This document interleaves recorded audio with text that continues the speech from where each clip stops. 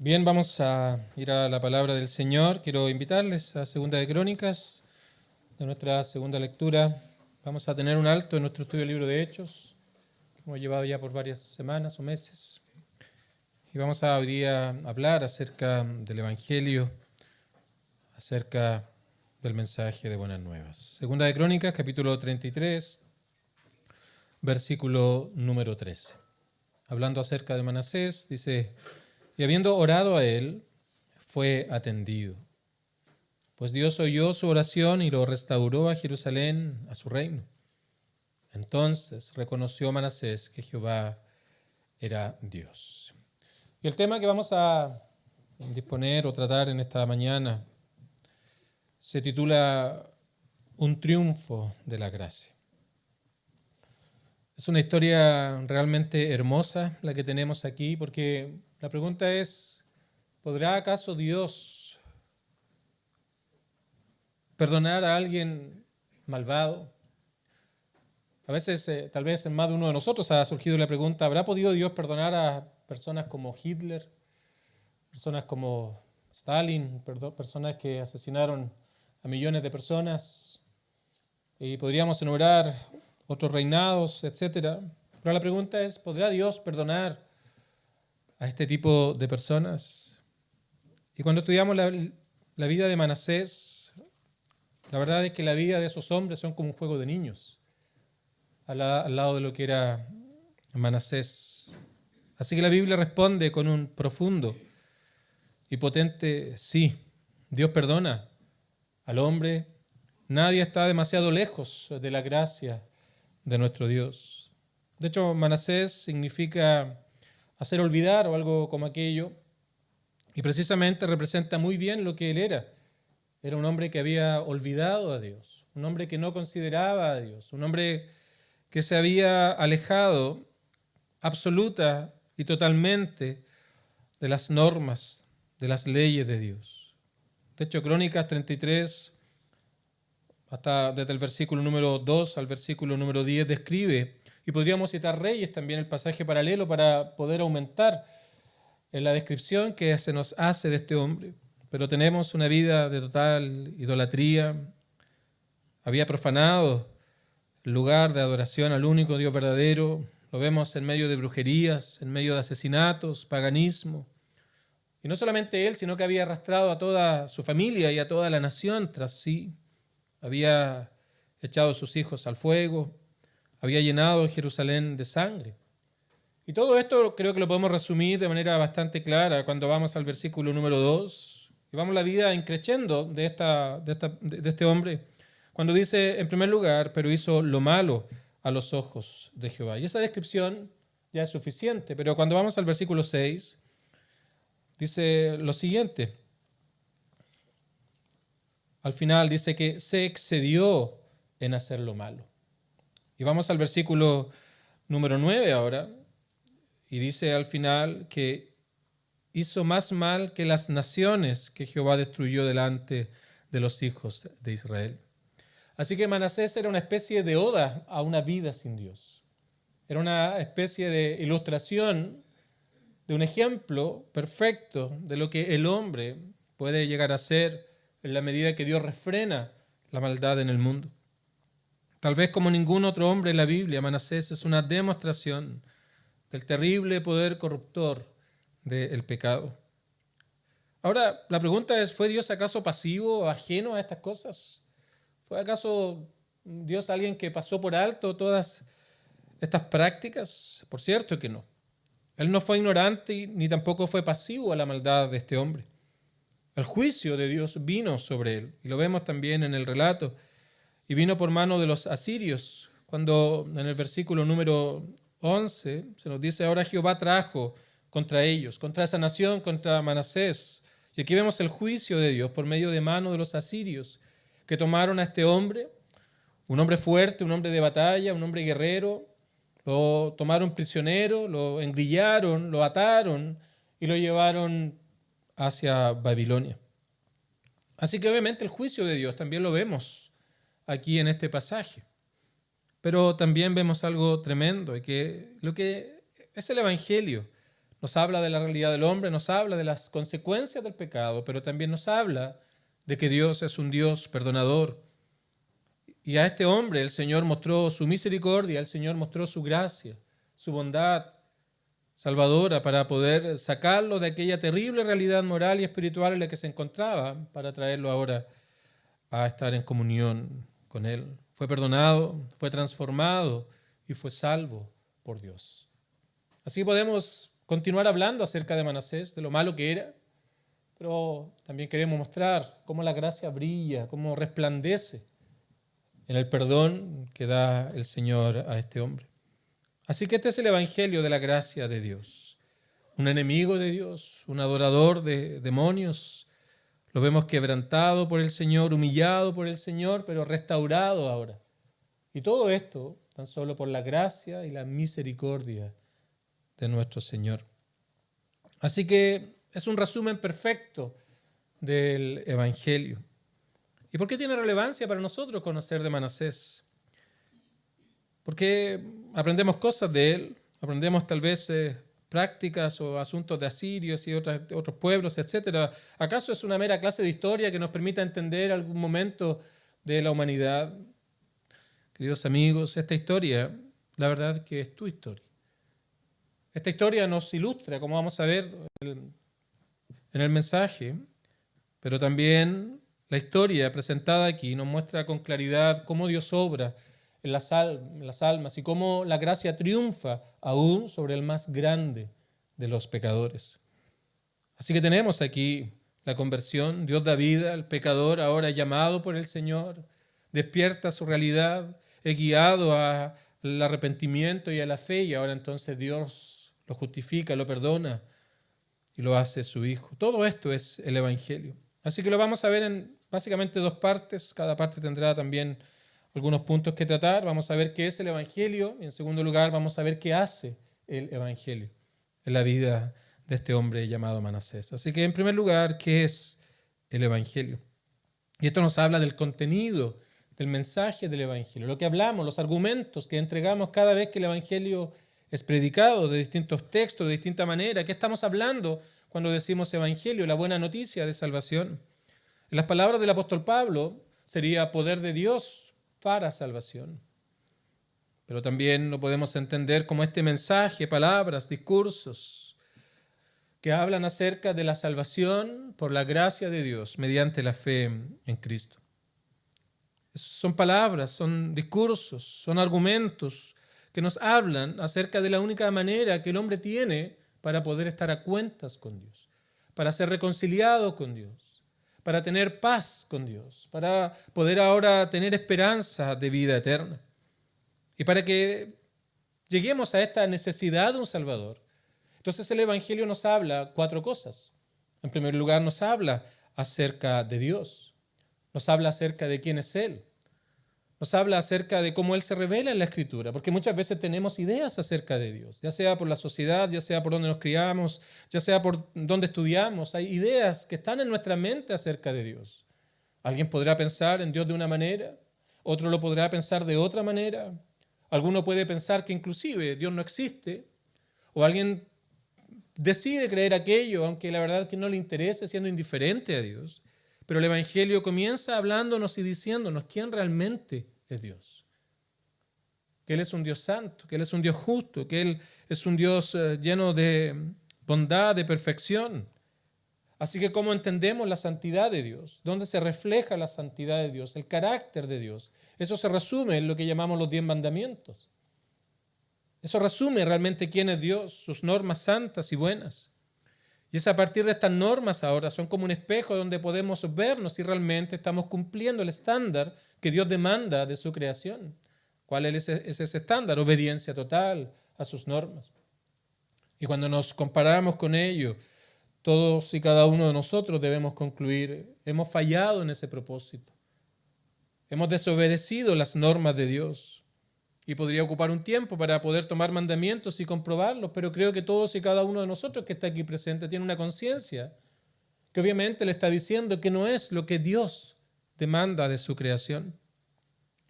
Y es a la luz de esto entonces que vemos la segunda realidad del Evangelio, el segundo elemento del Evangelio, que es la realidad del hombre delante de Dios. ¿Quiénes somos delante de Dios? Y la Biblia nos habla de que todos han pecado, todos han desobedecido a Dios. Y es a la luz de la santidad de Dios que el hombre ahora puede ver la maldad de su corazón.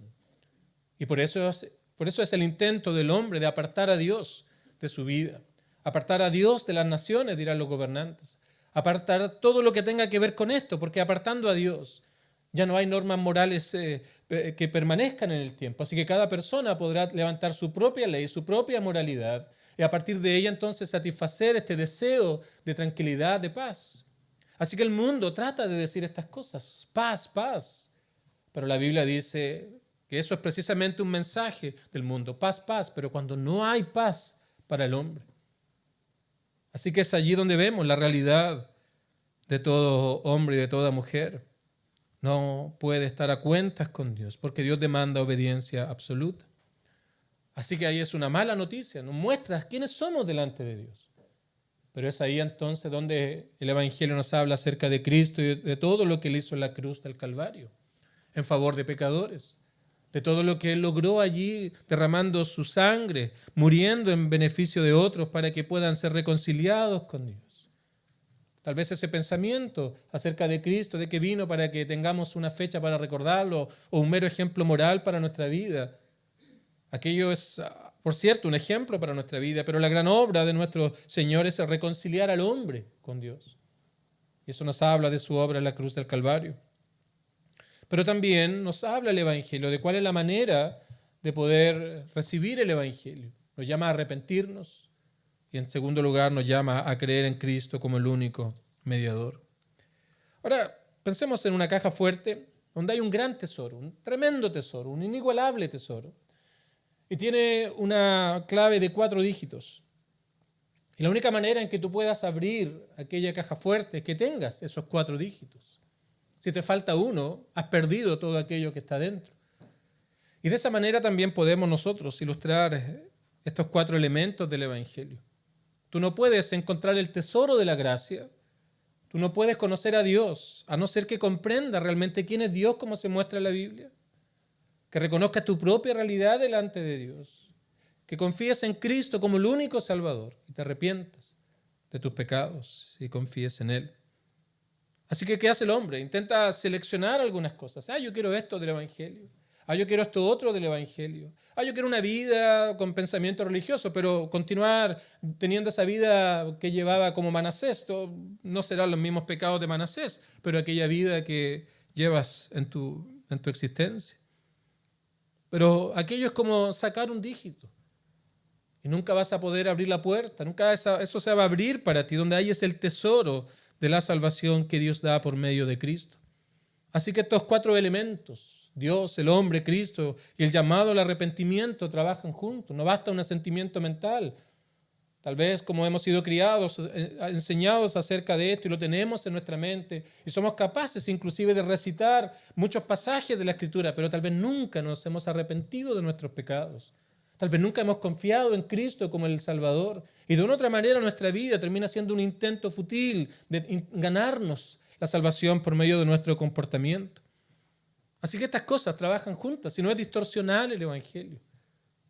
Y por cierto, distorsionar el Evangelio es crear falsos evangelios que lo único que hacen es apartarnos más y más de Dios, nuestro Creador.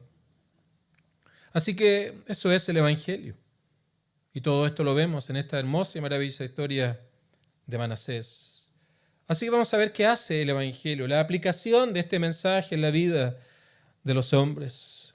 Porque la obra de Dios en el corazón es una transformación, es una nueva vida, es una conversión, como le llamamos. Y esa conversión es ese acto interno, ese acto espiritual que Dios hace, por lo cual una persona se vuelve de su pecado a Dios. Se vuelve de aquella vida en contra de Dios a una vida en comunión con Dios. Y lo hace en arrepentimiento, en dolor y en confianza en Cristo el Salvador. Eso es la conversión, es una transformación, es volverse del pecado a Dios, del reino de las tinieblas, ahora venir al reino de la luz. Ahora, ¿cómo es que esto se desarrolla? ¿Cómo esto ocurre? ¿Cómo el Evangelio obra en la vida de las personas?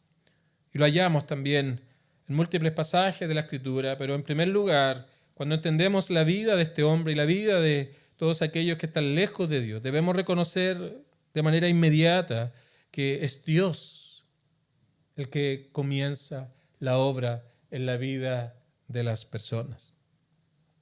Es Dios que actúa en la vida de las personas. La salvación viene de parte de Dios. No puede ser de otra forma, y esto debemos saberlo, porque el hombre por naturaleza no desea a Dios. El hombre por naturaleza quiere vivir para sí mismo. El hombre por naturaleza rechaza el Evangelio. Si la pregunta es, ¿cuántas veces has escuchado el Evangelio? ¿Cuántas veces tal vez alguien te ha hablado la palabra del Señor? ¿Cuántas veces tal vez te han invitado a que consideres tus caminos? ¿Y cuál es la respuesta natural del hombre? ¿Cuál es la respuesta natural de la mujer? No, yo no quiero aquello. Yo no quiero someter mi vida al señorío de Cristo. Yo no quiero hacer ese tipo de cosas. Eso es algo absurdo tal vez. Eso es algo ridículo. Eso es algo que no tiene sentido para mí. Esa es la respuesta natural. Aquí hay muchos creyentes en medio nuestro. Y todos ellos un día también rechazaban el Evangelio. Todos y cada uno de ellos decían no a aquello. Preferían seguir su propia vida. Así que si el hombre ha de ser salvo, debemos reconocer que en primer lugar es una obra que Dios comienza a hacer en la vida de ellos. Así que vemos aquí entonces el versículo número 10. Vemos a este pueblo. Habló Jehová a Manasés y a su pueblo, pero aquí está la respuesta natural. Mas ellos no escucharon. Mas ellos no querían prestar atención al Evangelio. Todo tenía más importancia que la palabra de Dios, el de estar a cuentas con Dios. Así que Manasés no era alguien que buscaba al Señor. Ya vimos su vida, cómo se muestra el pecado de una manera tan evidente. Hizo lo malo, se excedió en lo malo. Hizo más mal que todas las naciones que estaban a su alrededor.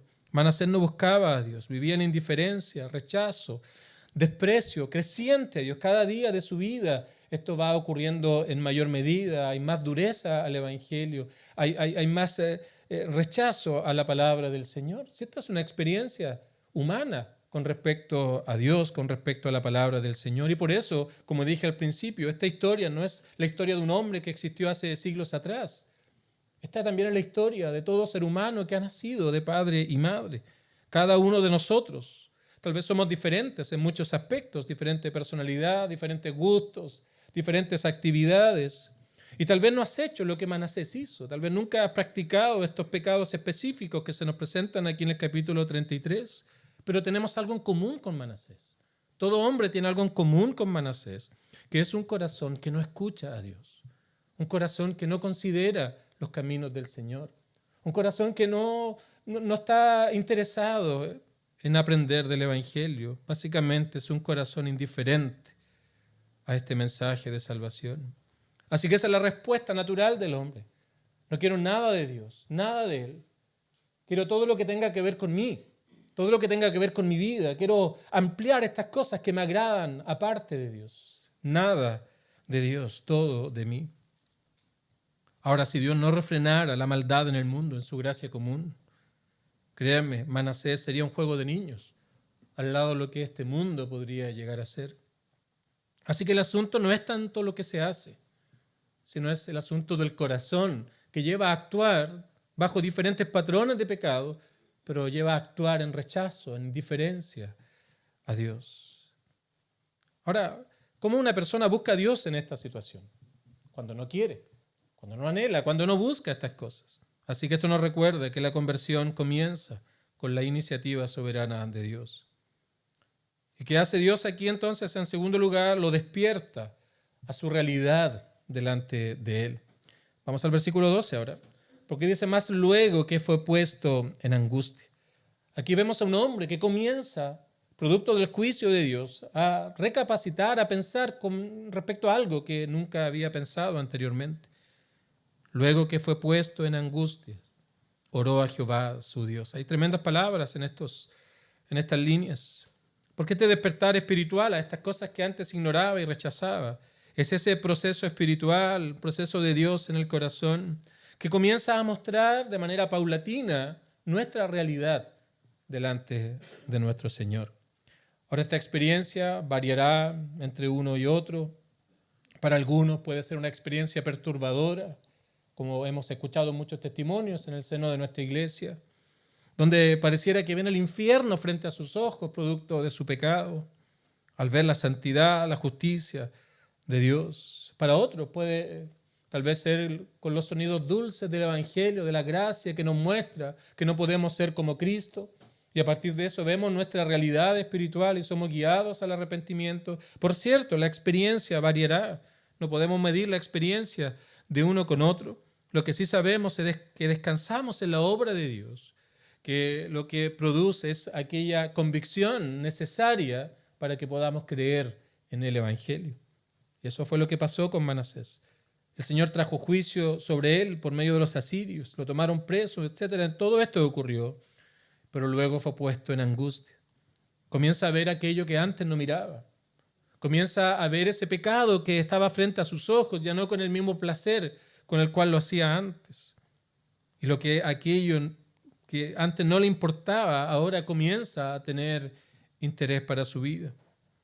Ya no se justifica, ya no se excusa, no se esconde detrás de su reinado, de su poder, de todo lo que él tiene, sino más bien él se humilla de manera sincera, de manera profunda.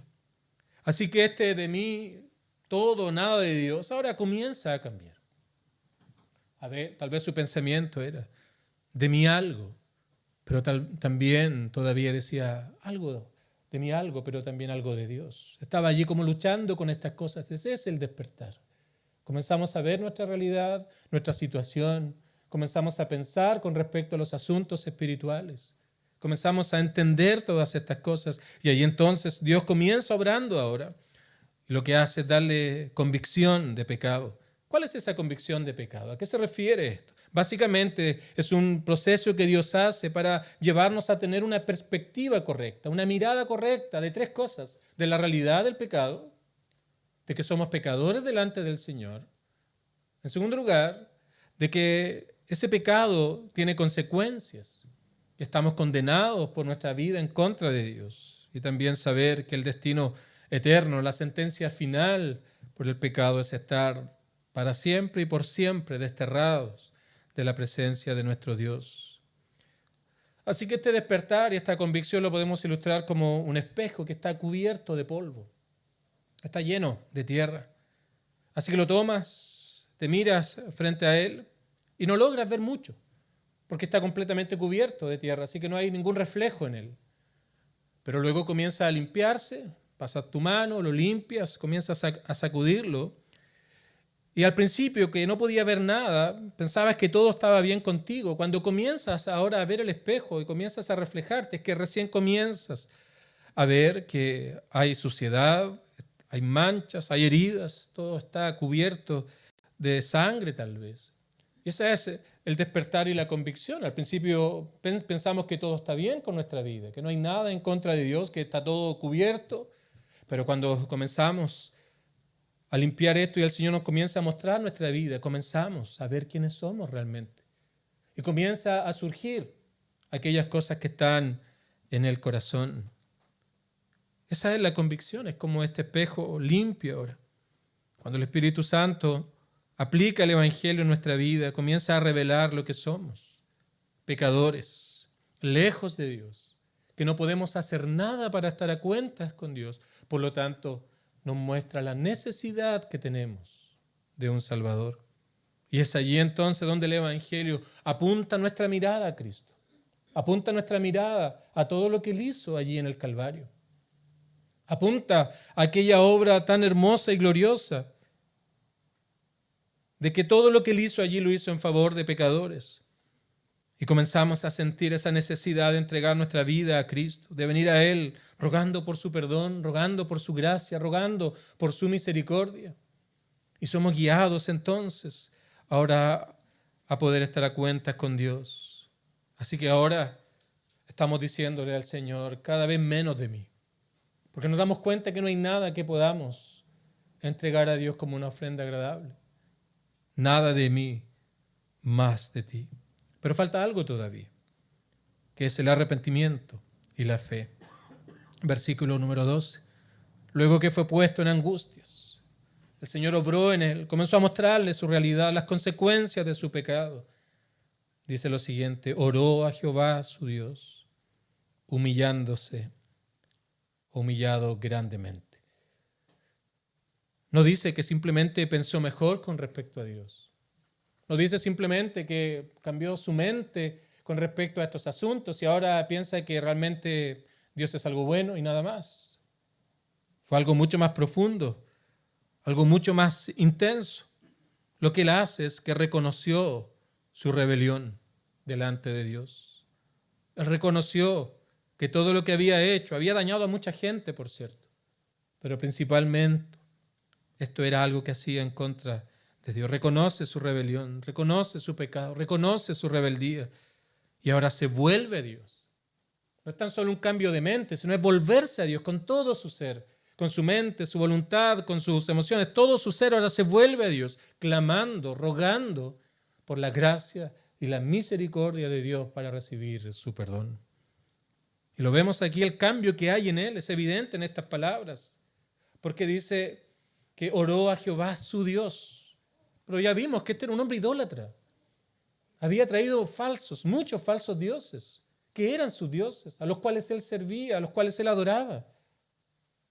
Pero aquí ahora lo vemos reconociendo que hay solo un Dios y que ahora este Dios único y verdadero era su Dios, era a quien servía.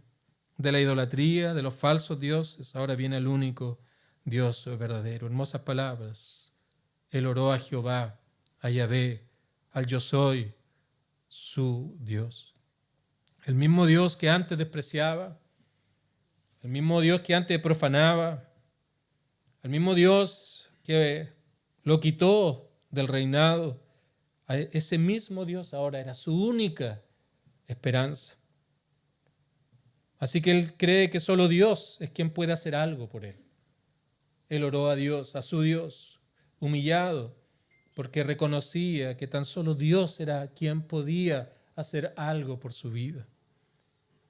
Ese es un pecador penitente, una persona que deja de confiar en sí mismo, en sus méritos, en su religiosidad, en sus obras. Es un pecador que deja de confiar en sus propios medios, en sus ceremonias o en lo que sea, y pone toda su confianza en el Salvador que Dios ha enviado, que Él ha provisto para que el hombre pueda estar en paz con Dios. Así que este hombre, ¿qué es lo que hace? Ora, es un ruego que viene de lo más profundo de su corazón, reconociendo que solo Dios puede salvar y pidiéndole a Dios que tenga misericordia de él, humillado, rogando por su perdón. Como diciéndole: Señor, veo mi vida delante de ti. He hecho lo malo, como dijo David en el Salmo 51, delante de tus ojos. No solamente lo malo, tal vez era una oda a una vida de pecado. Es una perfecta demostración de lo que el hombre puede ser si Dios levanta su gracia común. Aquí está, Señor. Esto es lo que he hecho, esto es lo que ha sido mi vida. Pero, Señor, vengo rogando por tu perdón. Vengo a rogar por tu misericordia. Vengo rogando por tu gracia, ese favor inmerecido, por tu amor. Un amor que es más grande, más alto que el cielo, más profundo que el mar, que inclusive puede tener misericordia de esta alma pecadora. Este hombre reconocía que no puede salvarse a sí mismo. Reconocía que Jehová era el único Dios, el único que podía hacer algo por él. Así que simplemente es como reconoció que él no tenía nada que entregar a Dios, nada que podía ofrecer. Así que como tal vez elevando un clamor al Señor: nada de mí, Señor, no hay nada que yo pueda entregar, nada que yo pueda ofrecer, Señor, nada de mí. Deposito toda mi confianza en ti, todo, absolutamente todo de ti. ¿Y qué hace el Evangelio ahora? Cuando viene un pecador arrepentido y confiando en Cristo como el único Salvador.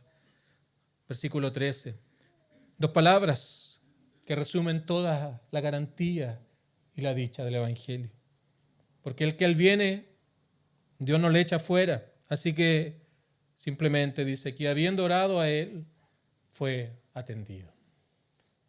Y esta es la certeza Esta es la garantía de aquellos que vienen delante del Señor. Este hombre fue atendido. Este hombre no tenía méritos, no tenía ninguna promesa a la cual poder recurrir, solo una vida llena de pecado. Pero lo que vemos aquí es que Dios lo perdonó. Vemos aquí es que Dios lo restauró. Vemos aquí que Dios le hizo una nueva criatura. Y este es el triunfo de la gracia. Tal vez para el más grande de los pecadores que tenemos registro en la palabra del Señor. Sin merecerlo, Dios extendió su gracia, su misericordia. Le perdonó, lo rescató, lo redimió y le hizo una nueva vida. Eso es lo que hace el Evangelio. Nos perdona, pero también Dios nos declara justo. Declara como que nunca hubiéramos pecado, porque nos ve por medio de la justicia de Cristo y podemos relacionarnos con Dios. Recién ahí podemos relacionarnos con nuestro Señor, porque Él pide obediencia completa, no la tenemos, pero cuando creemos en Cristo, esa justicia nos es imputada a nosotros. Y ahora podemos ir a Él en oración, descubrimos la oración, descubrimos la palabra del Señor y la podemos entender. Borra nuestro pecado, nos acuerda más de Él. Somos reconciliados con Dios, somos hechos hijos de Dios. Y ahora podemos disfrutar de una paz que el mundo no puede dar. De una paz que nada de este mundo, ni las mejores cosas que podemos lograr, ni las personas que puedan amarnos, nuestros hijos, familiares o quien sea, no puede compararse con la paz que Dios da en la conversión. ¿Cómo sé que he sido un creyente? Hace mucho tiempo no cuento esta ilustración. Quiero comentarlo hoy para concluir. Cuando mi señora estaba por tener a nuestro primer hijo, Pedro, estábamos en la clínica y Nati le pregunta al doctor, ¿cómo sé cuándo tengo que ir al hospital? ¿Cómo sé que tengo que ya irme para poder tener al bebé? Y él estaba muy relajado. Dice, no te preocupes, flaca, o no te preocupes, lo vas a saber. Nos miramos, bueno, lo dijo con tanta seguridad. ¿Cómo vamos a dudar del doctor? Estudió no sé cuántos años para ser lo que es. Nos fuimos a casa. Bueno, quedamos en eso. Un domingo, 27 de agosto de 2017, estábamos ya acostándonos y de repente, recuerdo que Nati se sienta rápidamente en la cama y simplemente me dice, tenemos que irnos. Esa es la paz que Dios da. No la puedo explicar, pero ahí está. Está en tu corazón. Porque estás en paz con Dios, en comunión con Dios. Y por eso Pablo dice, es una paz que sobrepasa todo entendimiento. Y esta paz guardará tu mente, tu corazón en Cristo Jesús. Así que, querido amigo, quizás comienzas a ver tus pecados y ver la rebelión de tu corazón como la tenía Manasés. Simplemente clama al Señor, al único y soberano Dios. Clama como Él, Jehová, mi Dios, ten misericordia de mí. ¿Qué hará Dios cuando vienes con sinceridad? Dice, el Señor te atenderá, te recibirá, te perdonará y dará esa paz maravillosa que tan solo Él puede dar. Así que no hay pasado más oscuro que la gracia no pueda iluminar. No hay un corazón tan endurecido que la gracia de Dios no pueda quebrar.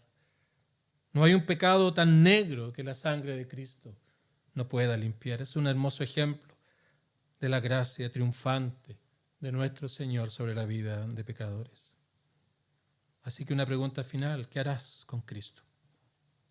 Es una pregunta que debes considerar. Porque ya vimos que el juicio de Dios sobre el pecado vendrá y si mueres sin Cristo y tengas que presentarte delante del Señor y te digan con cuáles credenciales vienes si no tienes a Cristo, estarás por siempre lejos de Dios en el infierno pagando por toda esta vida en contra de Dios. Pero si tienes a Cristo, las palabras serán, buen siervo y fiel, en lo poco has sido fiel, sobre mucho te pondré. ¿Qué harás con Cristo? Joven, adultos, ancianos, padres, hijos, abuelos, que no escuchamos como Manasés. El Evangelio te dice esto, si crees en Cristo, serás salvo. No hay como esto en la historia de la humanidad. No hay como esto, nada que tú puedas oír como esto, que Cristo ha muerto por pecadores. Que este testimonio pueda moverte a buscar al Señor, a pedirle misericordia a Él y ser un testigo del poder transformador del Evangelio, un trofeo de la gracia. Esto es lo que anunciamos, esto es el Evangelio. Esta es la gran comisión que recibimos como iglesia, de ir y predicar el Evangelio. El que creyere y fuere bautizado, entonces ahora aprenderá cuál es esa vida que debemos vivir, ya no para ganarnos algo, una vida en gratitud por todo lo que Dios ya ha hecho en favor de pecadores.